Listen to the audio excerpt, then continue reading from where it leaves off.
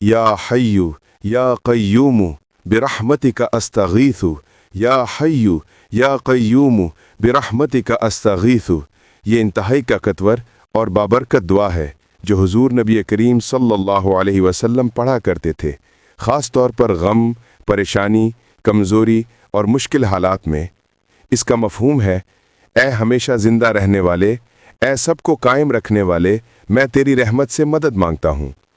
ये दुआ नबी सल्लल्लाहु अलैहि वसल्लम ने अपनी उम्मत को मुश्किल वक्त में पढ़ने की तालीम दी। अहादीस में आता है कि हुजूर सल्लल्लाहु अलैहि वसल्लम ये दुआ रात के क़याम, तहज्जुद, थकावत, फ़िक्र और दुश्वारी के वक्त बार बार पढ़ते थे। एक रिवायत के मुताबिक नबी सल्लल्लाहु अलैहि वसल्लम ने हज़रत फ़ातिमा रदियल्लाहु अन्हा को भी सिखाया कि जब कमज़ोरी महसूस हो या काम ज़्यादा हो जाए तो ये दुआ ज़रूर पढ़ा करो, क्योंकि इसमें अल्लाह ताला की दो अजीम सिफ़ात हय्यू और कय्यूम का वसीला है, जो न सोता है न थकता है और हर चीज़ को कायम रखता है। बहुत से उलमा ने लिखा है कि या हय्यू या कय्यूमु इसमें आज़म के करीब तरीन अज़कार में से है। इसकी वजह यह है कि कुरान और हदीस में अल्लाह ताला की ये दोनों सिफ़ात इंतहाई आज़मत के साथ ज़िक्र हुई हैं।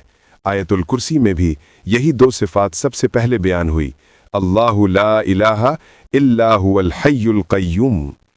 ये इस दुआ की अज़मत और क़ुव्वत को मज़ीद बढ़ा देती है। जब इंसान परेशान होता है, उसके पास हल नहीं होता, दिल बेचैन हो या मामलात हाथ से निकलते महसूस हों, तो ये दुआ के अल्फाज दिल को सुकून देते हैं, क्योंकि ये दुआ बंदे को याद दिलाती है कि उसका सहारा कोई कमज़ोर मखलूक नहीं, बल्कि वो रब है जो हमेशा ज़िंदा है, कभी फ़ना नहीं होता और पूरी कायनात को संभाले हुए है। या हय्यू या क़य्यूमु बिरहमतिका अस्तगीथु, ये दुआ क्या मांगती है?